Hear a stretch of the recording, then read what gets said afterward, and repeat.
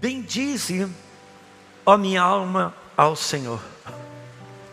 E tudo que há em mim, bendiga o seu santo nome. Bendize, ó minha alma, ao Senhor. E não te esqueça de nenhum dos seus benefícios. É Ele que perdoa, quem perdoa as tuas iniquidades, quem sara todas as tuas enfermidades, quem da cova redime a tua vida e te coroa de graça e misericórdia, quem farta de bens a tua velhice, de sorte que a tua mocidade se renova como a da águia. Aleluia. Bom, irmãos, como acabei de falar, nosso último domingo do ano, e eu gosto de marcar o último e primeiro, a entrada e a saída das coisas, uma demarcação de território no primeiro e no último. Por quê? Porque Ele é o alfa e o ômega. É uma espécie de um selo de entrada e selo de fechamento das coisas. E nós estamos debaixo de algumas palavras aqui, e nós vamos nos esforçar para não nos desviarmos delas. O Senhor deu-nos palavras durante o ano, e Ele tem dito que elas não mudaram, que elas não encontram fim em 2025, que a palavra não do vídeo, a palavra sobre celebração, que é um antídoto para os nossos dias. O Senhor tem falado que nós estamos no movimento de Josafá e no efeito de José. Por isso, Ele está falando conosco sobre áreas de governo, de expansão. Ele também tem falado sobre crescimento, e apoiado em Efésios capítulo 4, quando fala sobre a estatura de Cristo, quando fala sobre a expansão de Isaías 54, fala de um alargar, de uma expansão externa. Quando fala de alcançar a estatura de Cristo, fala de um crescimento interno, de você ter do lado de dentro o mesmo número que você tem do lado de fora. Se a gente usar a palavra número de sapato, número de roupa, é a gente ter, porque às vezes você pode ter do lado de fora um número grande, ter um título de apóstolo, de pastor, ter um certo renome, uma certa expressão pública, mas do lado de dentro o seu número não ser tão grande assim. E o que sustenta o lado de fora é o interior.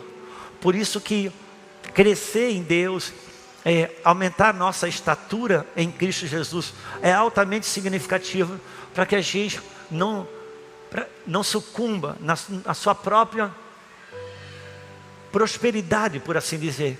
Eu não sei quantos lembram, não deve fazer mais de 4 domingos, que eu falei sobre a pesca do apóstolo Pedro, que vivia uma crise terrível. E qual era a crise dele? Pescou uma noite toda, não pegou nada, barco vazio, rede vazia, suor, passou uma noite toda pescando sem fazer nada.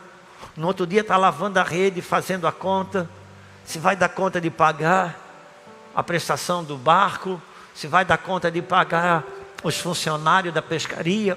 Enfim, era um tipo de crise, era um tipo de dor, era um tipo de sofrimento. Por outro lado, se esse era o problema dele, Jesus resolveu. Lhe deu uma pesca que pagaria não somente aquele mês, lhe deu uma pesca que talvez fosse a promoção financeira da sua empresa de pesca. Mas aí ele passa a viver outro problema. De tanto peixe, o barco começa a afundar. De tanto peixe, a rede começa a romper. Ou seja, ele mudou de problema. Ele mudou de problema. Aqui.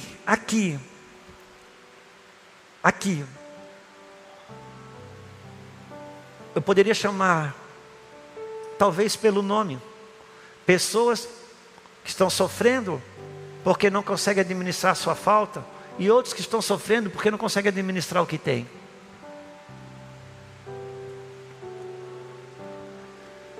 E na cabeça de quem pescou uma noite toda e não pegou nada, a solução da vida dele é uma pesca.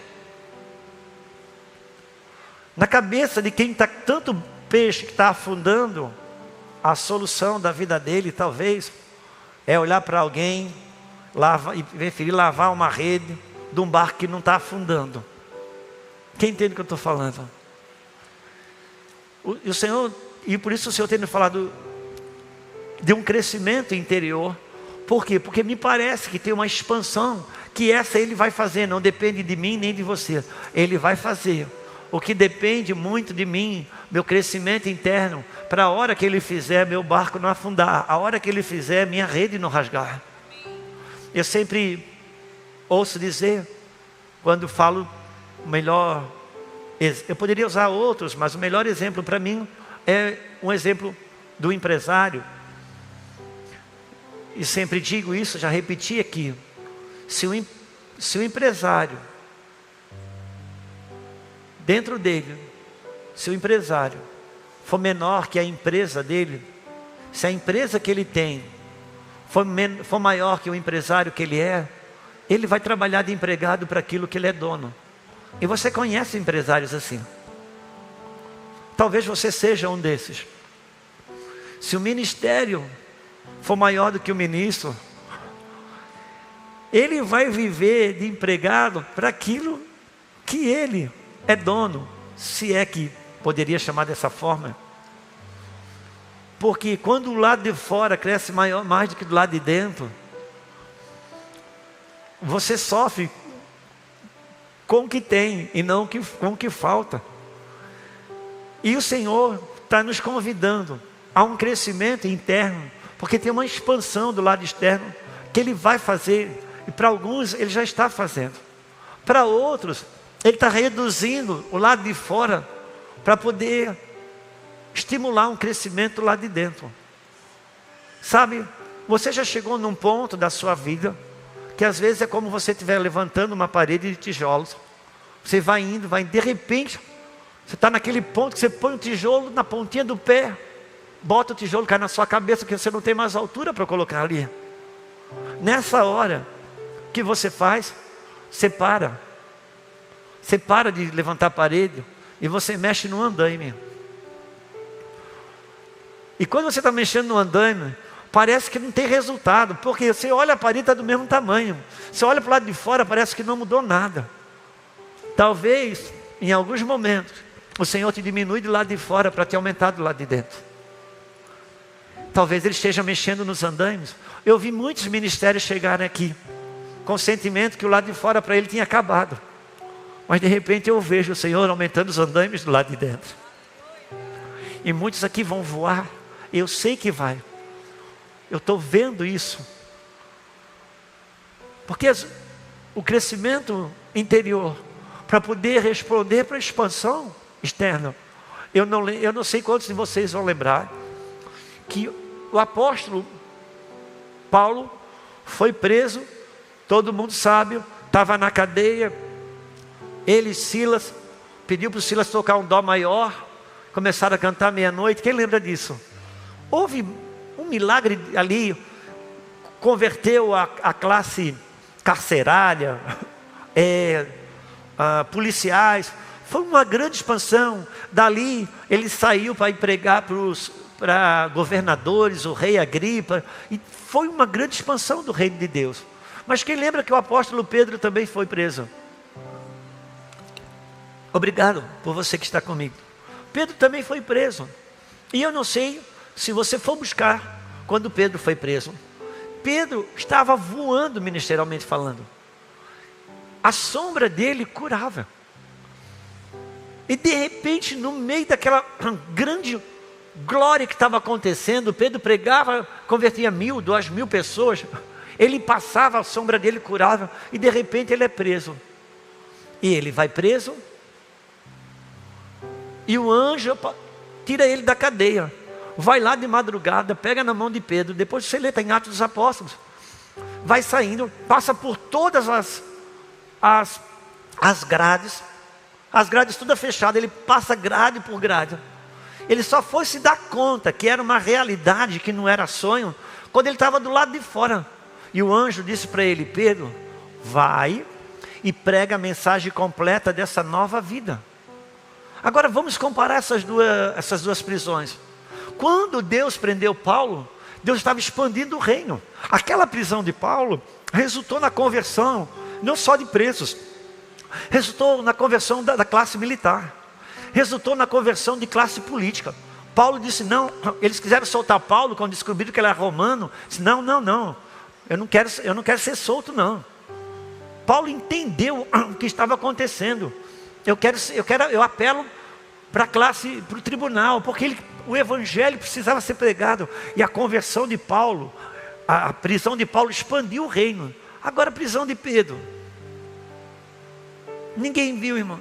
Já pensou, você é preso, presídio de segurança máxima, caçador.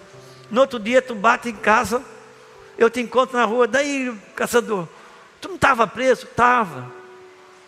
Como é que tu saísse? Um anjo foi lá, me pegou de madrugada e disse, tá.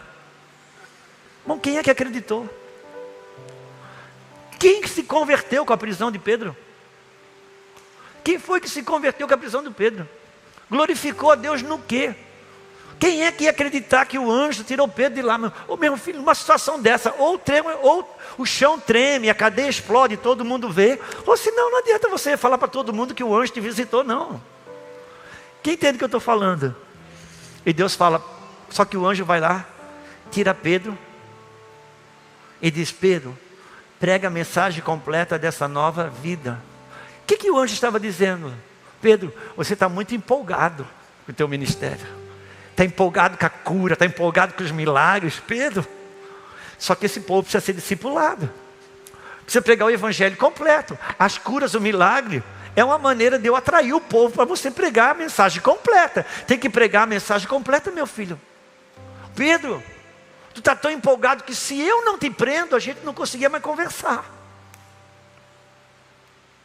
Deus prendeu Paulo para expandir o reino. Deus prendeu Pedro para expandir o Pedro.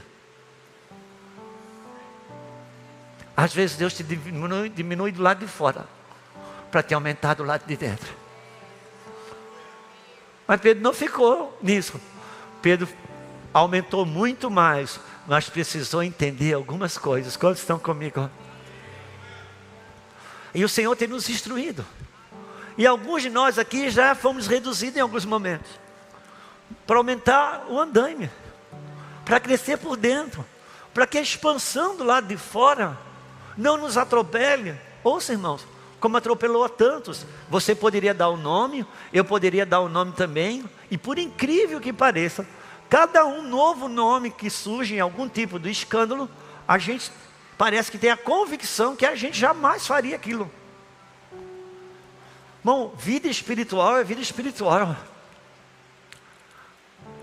Ou a gente põe a carne para assar, ou quando expande, aumenta o risco. Por isso que alguns, inclusive homens e mulheres de Deus, se negam até ao crescimento, porque já calculam que se crescer se perde.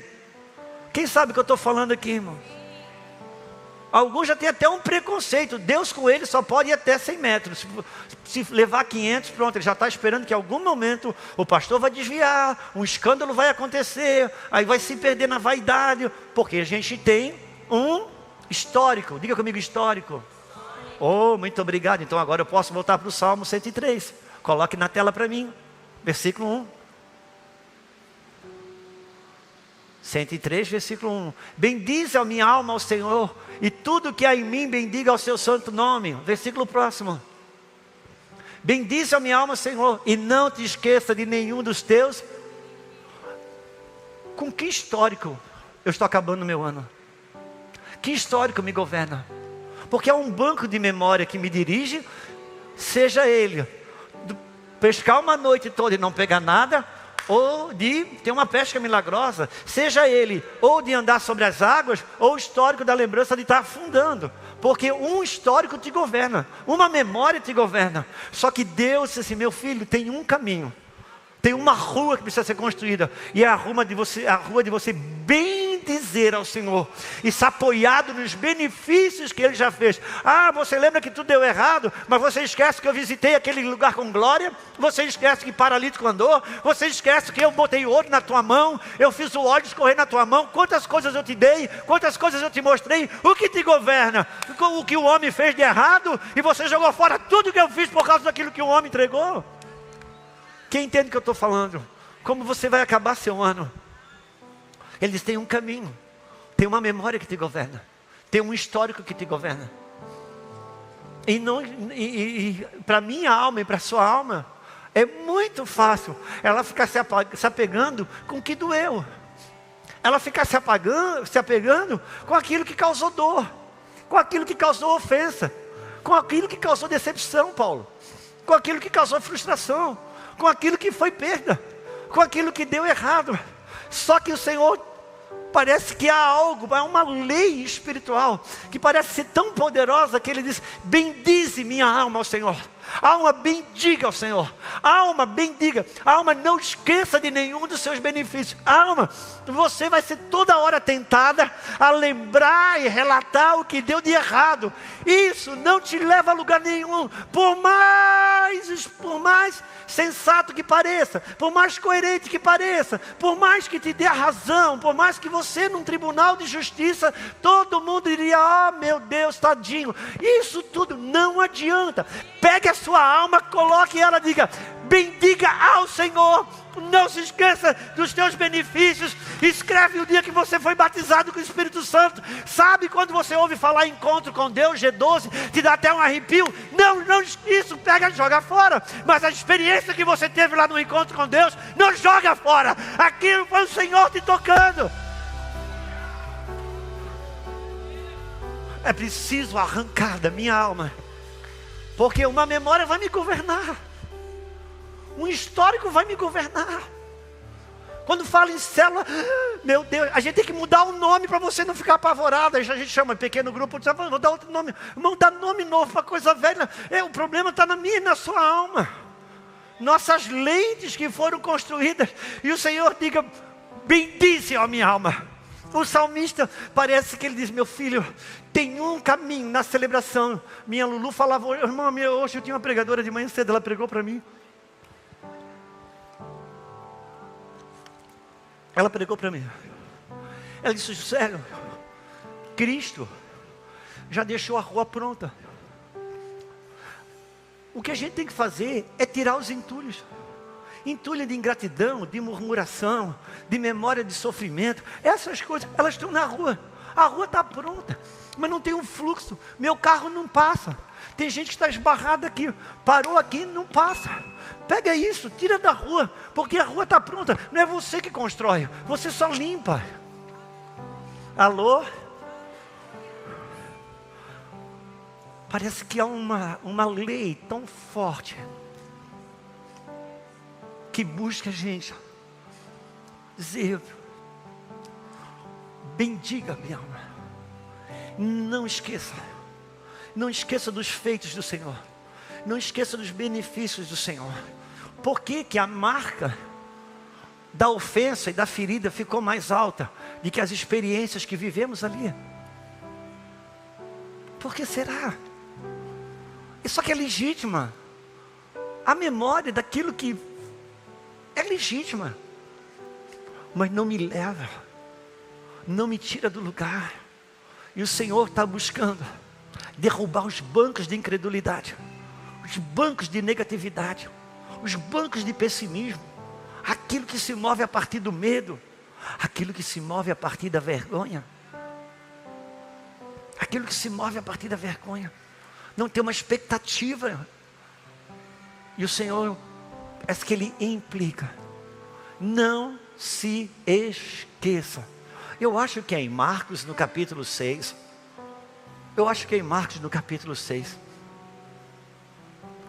Tomara que seja, pelo menos para mim não passar vergonha. Deixa eu ver aqui. Vai falar sobre a primeira multiplicação dos pães. E depois da primeira multiplicação dos pães, em Marcos capítulo 6, o Senhor Jesus anda sobre as águas, e eles pensam que Jesus é um fantasma. E no versículo 52, no final, 51, finalzinho de quando Jesus vem andando sobre as águas, ele acha que ele é um fantasma. O final vai dizer assim: e subiu para o barco para entrar com eles, e o vento cessou. Deixa aí, ficaram entre si atônitos. Esse é o final. Eles acabaram de sair da primeira multiplicação dos pães. Jesus disse: passemos para outra banda. Mas Jesus impeliu eles a ir sozinho. Jesus disse: eu não vou. Eu já preguei sobre isso aqui. Houve um impelir, ele teve que obrigar. Muito provavelmente os discípulos disseram para ele: mestre, pelo tempo, a gente que é pescador, esse barco não pode entrar em alto mar. Jesus disse: não, vão. E eles foram, e os ventos é forte, Jesus vem sobre as águas, eles pensam que é um fantasma, até que Jesus se revela, Pedro anda, vai afundando, todos lembram disso, amém? E no finalzinho se encerra assim: e subiu Jesus para o barco, e vendo o vento cessou, ficaram entre si atônitos. Versículo próximo: porque não haviam compreendido o milagre dos pães, antes o seu coração estava endurecido. Então, eles só enxergaram Jesus como um fantasma, porque eles não compreenderam a primeira multiplicação dos pães. A primeira multiplicação dos pães era algum tipo de ensino, era Jesus tentando ensinar alguma coisa. Só que eles não passaram naquele teste, eles não compreenderam. Quando Jesus, talvez o plano de Jesus era que todos os 12 andassem sobre as águas, eu não sei. A verdade é que se eles tivessem absorvido o ensino da primeira multiplicação dos pães, tinha alguma coisa que eles queriam entregar aqui, mas que o medo não deixou. Tem alguma coisa que Jesus queria entregar para eles, que o medo não deixou. Tem alguma coisa que Jesus queria entregar para eles, que o ensino da primeira multiplicação dos pães não foi possível ser entregue. Então o que ele faz no versículo, quando acaba o versículo 7, versículo 6, versículo 8, Jesus entra em cena, para quê? Para multiplicar o pão de novo. Ele cria uma segunda situação, Marcos 8, eu posso ler com você, Marcos capítulo 8. Ouça, irmãos, sabe quando eu e você passamos por algum teste com o Senhor, e de repente a gente não respondeu, de repente não teve coração para aprender com aquilo, não teve um coração para aquilo ser uma lição. Antes se transformou numa ofensa, antes se transformou numa decepção. Aquilo que poderia ser uma promoção, foi na verdade uma reprovação. E só tem um jeito de levar um aluno adiante, dando a oportunidade dele fazer a prova de novo. Amém? Só tem um jeito. Então, se eu estou estagnado no ponto 5, enquanto eu não passar, irmãos, glória a Deus pelas crianças de hoje, que não roda, irmão. No nosso tempo rodava. Quem conhece essa expressão? Rodou. A gente não reprovava, a gente rodava de ano, rodava. É isso mesmo, roda para voltar para o mesmo lugar. Enquanto não passava, irmão. Então, como eu já falei aqui, eu já citei essa experiência, que da primeira à quarta série, eu tinha um amigo, aquele amigo 01 que a gente tem. E quando pulou da quarta para a quinta série, saiu do primário para o ginásio, eu perdi um amigo, porque eu fui estudar à tarde. E o primário era de manhã, o ginásio era à tarde. E agora foi terrível, porque a gente teve que se desgarrar nossa amizade. Mas num evento que teve toda a escola, um mês depois que eu passei de ano, ele ficou no primário para fazer a quarta série. Eu encontrei com ele na escola, aquele abraço de amigo, e aquele lamento, e nós estávamos juntos. E de repente, eu falei para ele que eu estava estudando na sala tal. E ele disse: é a mesma sala que a minha. E eu disse: eu estou na primeira fileira, na terceira cadeira. Ele disse: senta ali igual. E a gente se alegrou naquela coincidência, irmão. Primeira sala, a mesma sala, a mesma carteira. Só que a gente não estava no mesmo ano. A mesma igreja, o mesmo pastor, o mesmo louvor, a mesma pregação, a mesma cadeira talvez.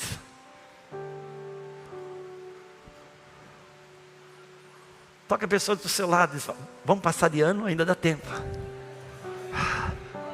Aleluia, ainda dá tempo. O ano não encerrou. Você não está no crono. Se você entrar no relógio da eternidade, você muda o crono de um jeito que ninguém consegue compreender. porque muitos dos últimos serão os primeiros.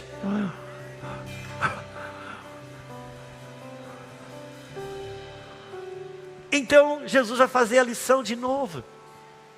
E na lição de novo, naqueles dias, capítulo 8, quando outra vez reuniu grande multidão, não tendo eles o que comer, chamou Jesus os discípulos e lhes disse: tenho compaixão desta gente, porque há 3 dias permanece comigo e não tenho o que comer. Se eu os despedir para a sua casa, em jejum desfalecerão no caminho. E alguns deles vieram de longe, mas os seus discípulos lhe responderam: da onde poderá alguém fartá-los de pão nesse deserto? Eu já falei isso aqui, volto a repetir. Sabe aquela professora boazinha que quando você não conseguia a média, você tinha que fazer a prova de novo, mas ela era boazinha, ela dava a mesma prova. Exatamente a mesma, Ponce. Foi isso que Jesus fez na segunda multiplicação do pães. Porque se eles dissessem assim, mas os seus discípulos responderam: da onde que a gente pode conseguir pão? Não, mas da onde poderá alguém? Levaram isso para o pessoal. Quem é a pessoa que poderia me arrumar pão no deserto, gente? Gente, para quem viveu a primeira multiplicação do pães, fala comigo.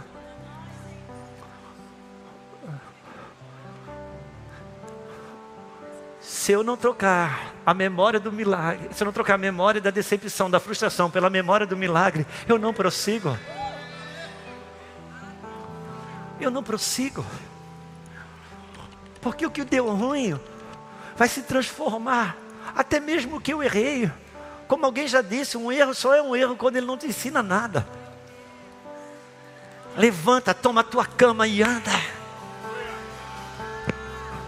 Mas vamos continuar. Jesus respondeu: quantos pães tendes? Responderam eles: 7. Ordenou ao povo que se assentasse, tomando os 7 pães, partiu. E após ter dado graça, deu aos seus discípulos para que distribuíssem, repartindo entre o povo. Tiraram alguns pecinhos e, abençoando, mandou estes igualmente que foram distribuídos. Comeram cerca de e recolheram 7 cestos. Bom, continua. Versículo 14. E aconteceu que eles se esqueceram de levar o pão, e no barco não tinham consigo senão um só. Quando chega dali, Jesus, o texto está tão repetido que Jesus disse assim: passemos para outra banda. De novo eles entram no barco. E no meio do caminho Jesus pergunta, Jesus fala. Versículo 15. Preveniu Jesus dizendo: vende, guardai-vos do fermento dos fariseus e do fermento de Herodes. E eles discorriam entre si: é porque não temos pão. Jesus, percebendo, lhe perguntou: por que discorreis? Por quê? Por que discorreis sobre não terdes pão? Por que eu não consigo arrancar a mente de vocês do suprimento da necessidade? Por que eu não consigo ir mais para frente, evoluir? Ainda não considerastes, nem compreendestes, tendo o coração endurecido? Versículo próximo. Tendo olhos, não vedes? Tendo ouvidos, não ouvis? Leiamos todos juntos. Não vos lembrais. Salmo 103. Salmo 103. Salmo 103. Bendize minha alma, Senhor. Não se esqueça. O ponto era não lembrar do milagre.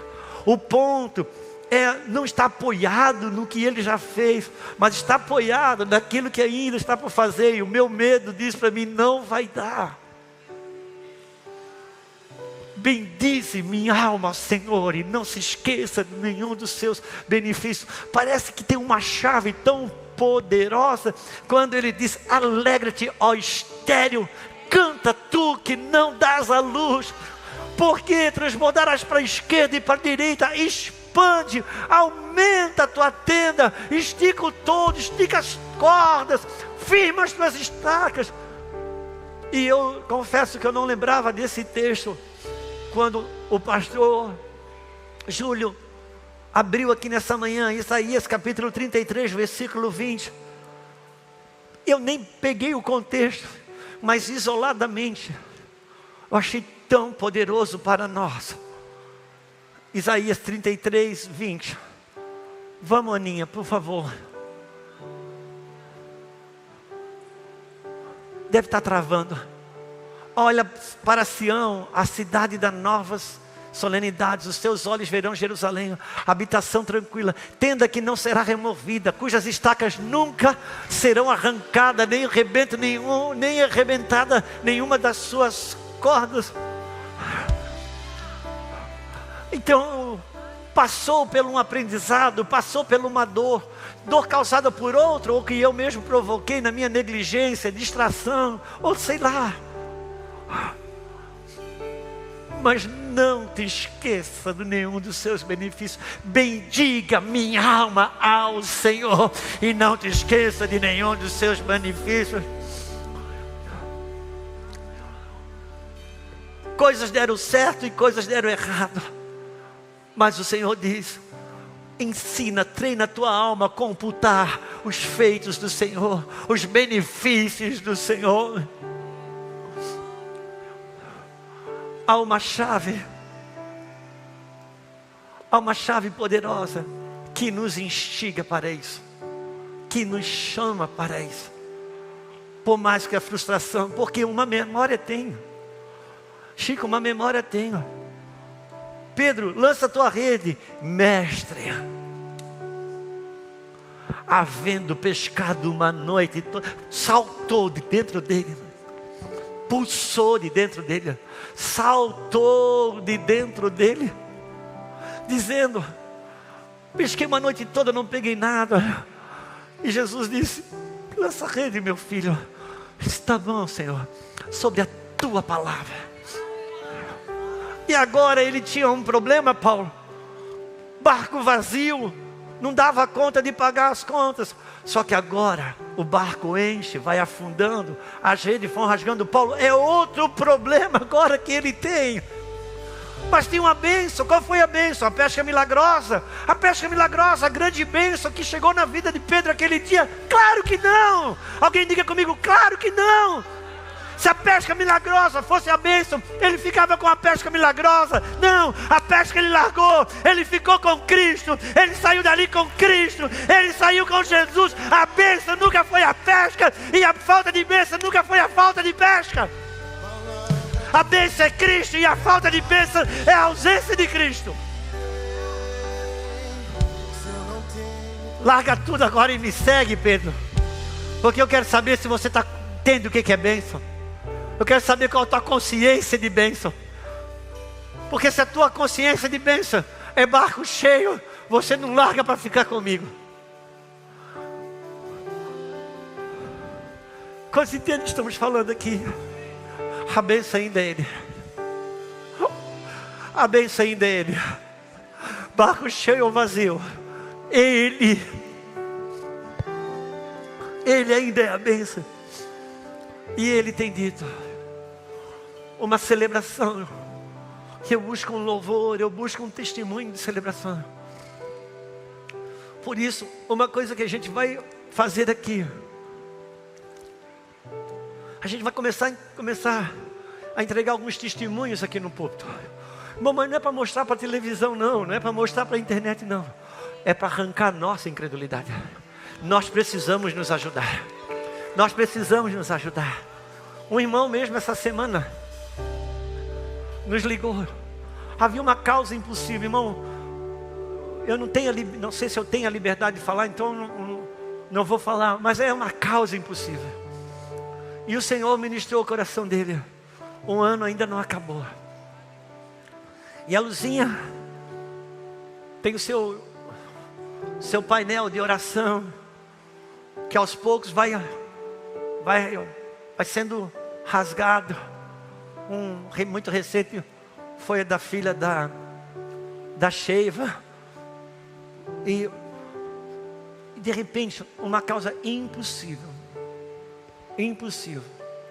Aquilo que parece aqueles filminhos de Natal que a Luzinha gosta, que dá tudo certinho assim, ó. Do nada, a hipoteca que vai hipotecar no último momento, dá um jeito de ser paga. Quem assiste filminho de Natal?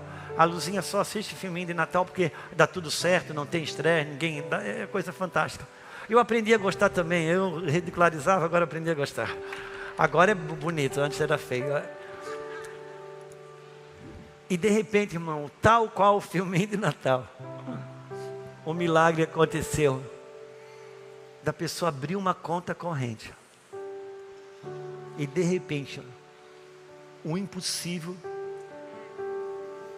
Então a gente vai precisar nos estimular mais para arrancar todo o marasmo, todo o relato. Uma memória te governa. E como eu já falei aqui domingos atrás, nossa alma chega ao final do ano, ela faz um balanço. Agora, o salmista, ele dá ordem. Ele diz: bendiga minha alma. Ele está falando: bendiga minha alma ao Senhor. Não se esqueça de nenhum dos seus benefícios. É Ele que perdoa a tua iniquidade. É Ele que te redime. É Ele. E vai ser assim que nós vamos acabar. Terminar a nossa última manhã do último domingo do ano, declarando ao Senhor louvor ao Senhor. Coisas deram certo, coisas deram errado, mas temos tanta coisa gloriosa para contar, irmãos. Tantas coisas. Aquilo que não foi feito por mim e não foi feito para mim, foi feito em mim. Porque tem coisas que Deus faz para mim, Ele faz para mim. Tem coisas que Deus faz por mim, por minha causa. Eu já vi Deus abençoar nossas filhas por minha causa. Ele fez por mim. E tem coisas que Ele faz para mim. Mas tem coisas que Ele faz. E quando que Ele faz em mim? Sempre que Ele não faz para mim, por mim, Ele está fazendo em mim. E aquilo que Ele faz em mim ganha poder e força para Ele fazer através de mim. Portanto, bendiga minha alma ao Senhor. E não se esqueça de nenhum dos seus benefícios.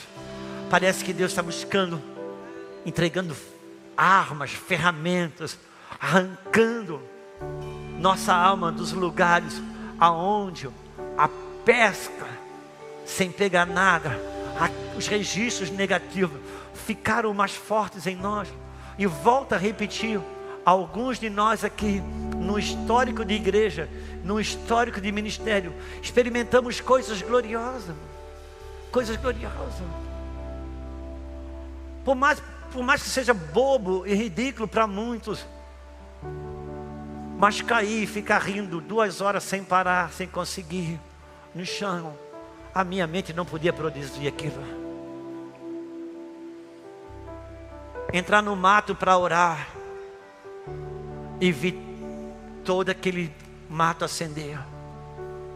Botar dentro da Bíblia, trazer para casa, chegar em casa, abrir a Bíblia com aquele capim em cima, começar a orar e ele acender tudo de novo na minha frente. Irmão, eu não fumei maconha, eu não cheirei cocaína, eu estava tão sóbrio quanto eu estou agora.